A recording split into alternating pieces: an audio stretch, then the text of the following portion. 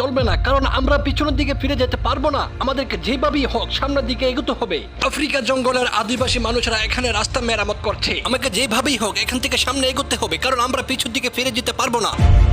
আমি চেষ্টা করছি, দেখি কতটুকু আমি এগোতে পারি।